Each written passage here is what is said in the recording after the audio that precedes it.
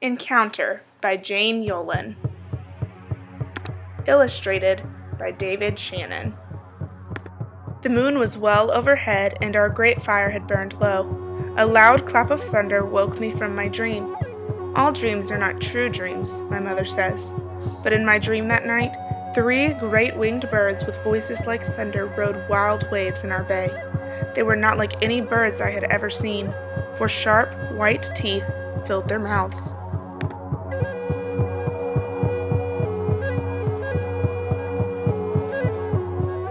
My hammock and walked to the beach. There were my dream birds again, only now they were real. 3 great sailed canoes floating in the bay. I stared at them all through the night. When the sun rose, each great canoe gave birth to many little ones that swam awkwardly to our shore. I ran then and found our chief still sleeping in his hammock. "Do not welcome them," I begged him.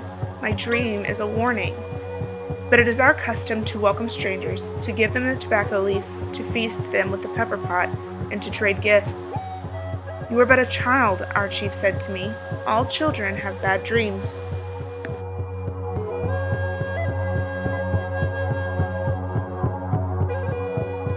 The canoes spat out many strange creatures, men but not men.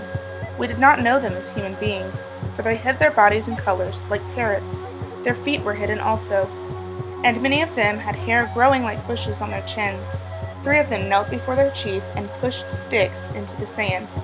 Then I was even more afraid. Young men left the shelter of the trees. I, who was not yet a man, followed, crying, "Do not welcome them! Do not call them friends!" No one listened to me, for I was but a child. Our chief said, "We must see if they are true men." So I took one by the hand and pinched it. The hand felt like flesh and blood, but the skin was moon to my sun. The stranger made a funny noise with his mouth, not like talking, but like the barking of a yellow dog.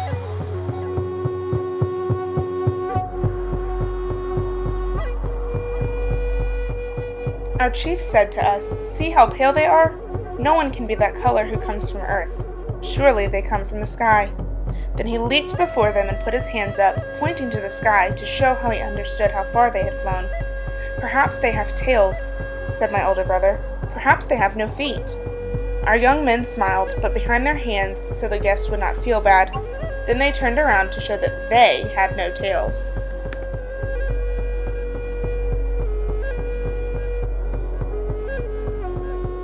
Our chief gave the strangers balls of cotton thread to bind them to us in friendship. He gave them spears that they might fish and not starve. He gave them gum rubber balls for sport.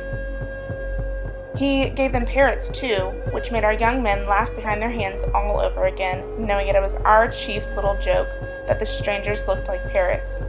But the strangers behaved almost like human beings, for they laughed too, and gave in return tiny smooth balls the color of sand and sea and sun, strung upon a thread, and they gave hollow shells with tongues that sang chunga chunga, and they gave woven things that fit upon a man's head and could cover a boy's ears. For a while, I forgot my dream. For a while, I was not afraid.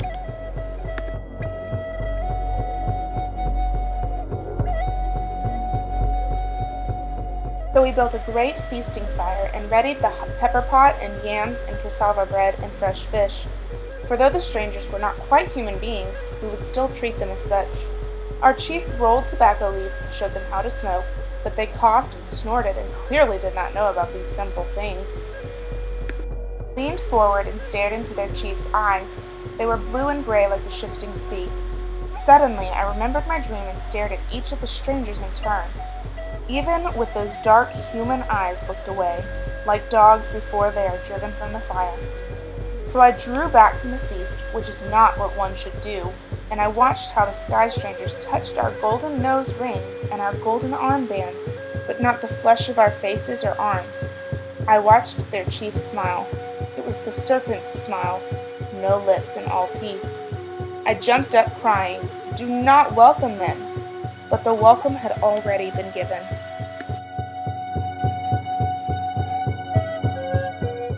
I ran back under the trees, back to the place where my Zumes stood. I fed it little pieces of cassava and fish and yam from the feast. Then I prayed, Let the pale strangers from the sky go away from us. My zimmies stared back at me with unblinking wood eyes. I gave it the smooth balls a stranger had dropped in my hand. Take these eyes and see into the hearts of the strangers from the sky. If it must be, let something happen to me to show our people what they should know. My zimmies was silent. It spoke only in dreams. Indeed, it had spoken to me already.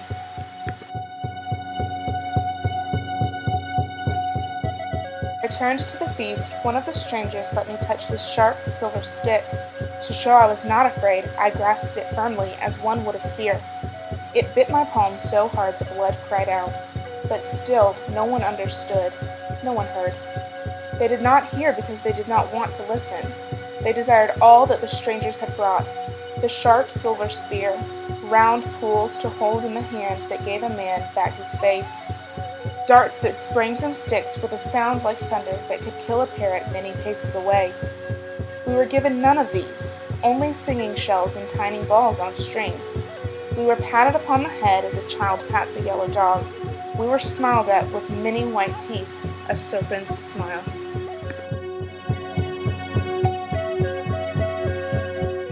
Next day, the strangers returned to their great canoes. They took 5 of our young men and many parrots with them. They took me.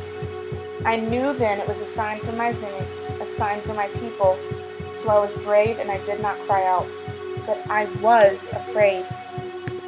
That night, while my people slept on shore, the great sailed canoes left our bay, going farther and farther than even our strongest men could go.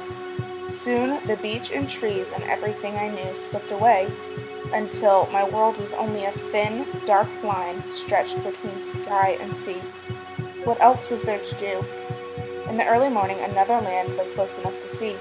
Silently, I let myself over the side of the great canoe. I fell down and down and down into the cold water. Then I swam to that strange shore.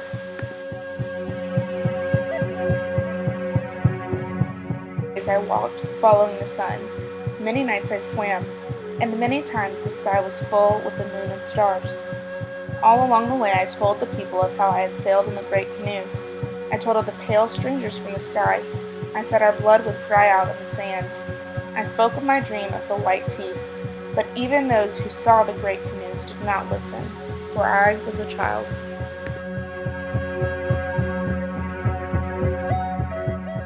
So it was we lost our lands to the strangers from the sky.